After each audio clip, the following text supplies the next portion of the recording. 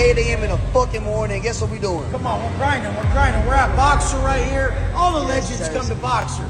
You got Pump here. Later in the day, there's gonna be like 10 top Billboard rappers training. You guys gotta get to Miami. I mean, just you're gonna all follow Pump. They're gonna be down here. Exactly. Get your fat ass up on that fucking couch. I'm straight from your pussy ass fat fuck and come to the gym. Now, if any of you guys are under 28, you should at least know about the dude we're talking about today. Most of you probably remember him from that one song, Gucci Gang. It was a massive hit, and it had everyone in their feelings back in the day. Whether you loved it or hated it, you couldn't ignore it. But here's the thing, what's going on with Lil Pump now? How did the guy who had the whole world saying Gucci Gang end up clout chasing with one of the most ridiculous, biggest joke characters on the internet, Wes Watson? It's honestly a head scratcher. Lil Pump was once an undeniable force in the rap game. His rise was rapid, and his success was fueled by an era where viral moments meant everything. From his distinct sound to his rebellious, carefree attitude, Lil Pump stood out. His music was everywhere, and there was a time when it felt like there was no way he could possibly fall off.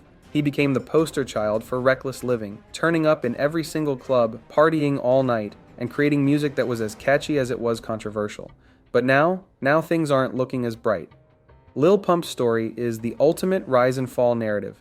He came into the game as a breath of fresh air, a kid who wasn't afraid to say or do anything. That's what made Gucci Gang such a phenomenon. It wasn't just a song, it was a movement. And for a while, it felt like nothing could touch him. But just like so many others who've had their moment in the sun, the clock was ticking, and that wave started to fade. Now let's talk about Wes Watson.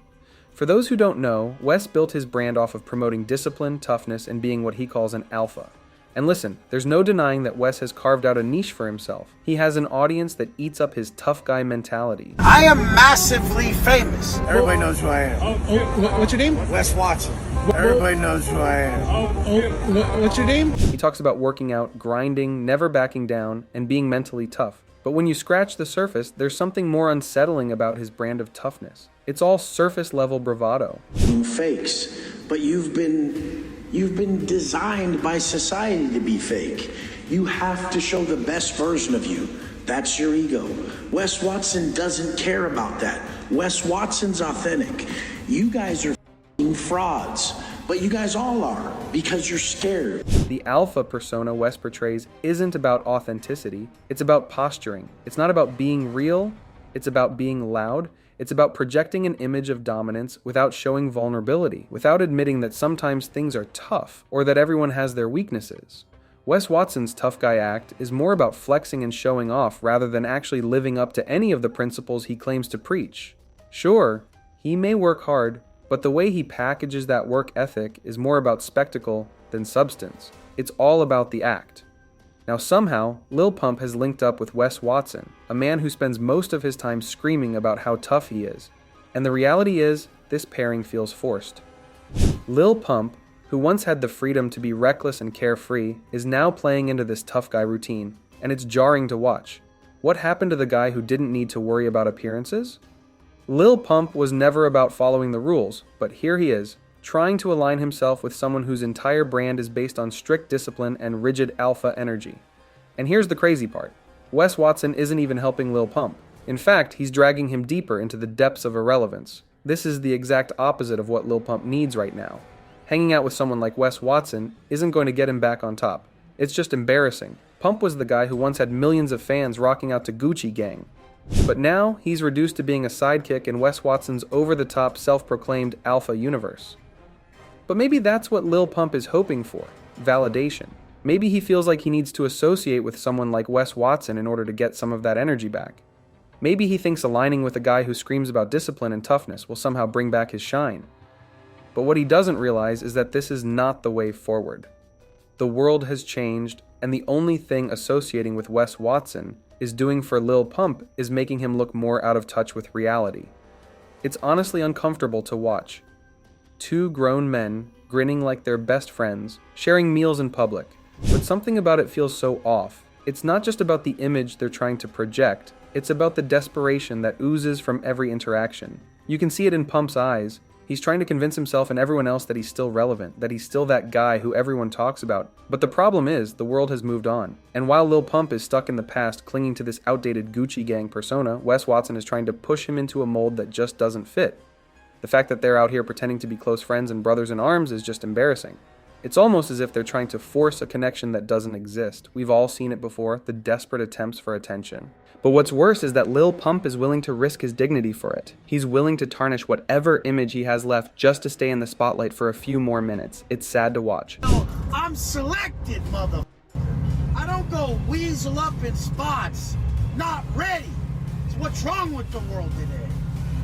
But what's even more concerning is the fact that Lil Pump is now doing whatever it takes for attention, no matter the cost.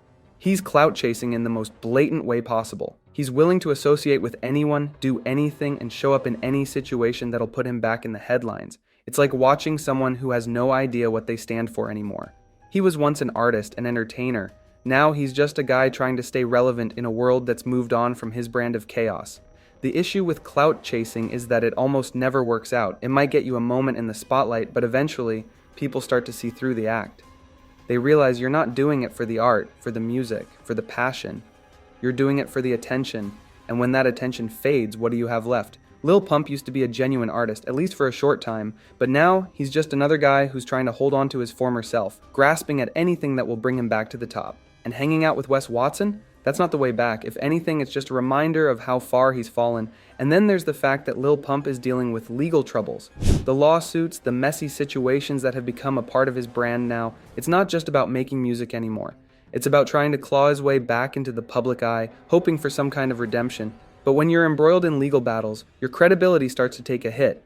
And trying to stay relevant by associating with someone like Wes Watson only compounds the issue. It makes everything feel more desperate, more performative. And that's not how you regain respect, it's how you lose it.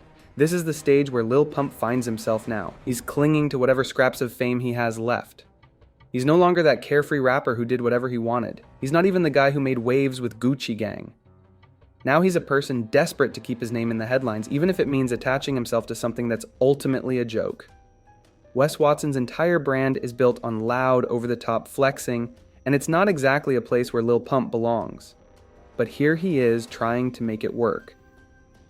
The sad thing is that this is exactly what happens when someone falls from the top and doesn't know how to get back. You start doing anything for attention. You forget who you are. And in the end, you end up looking foolish. Lil Pump doesn't realize that the more he chases clout, the more he tarnishes the image he once built. The desperation to be seen, to be relevant, is only making things worse. And that's the real tragedy here. Lil Pump was once a force. He once had the world at his feet, but now he's a shadow of his former self. And as he clings to Wes Watson's attention-seeking brand of alpha energy, it's clear that he's no longer the guy who was making headlines for his talent. He's now the guy who's just doing whatever he can to stay in the spotlight. And at this point, that's all he has left. So what's next for Lil Pump? Will he make a comeback? Or will he continue to fall deeper into irrelevance? The answers to those questions remain unclear, but one thing's for sure. This isn't the same Lil Pump we once knew.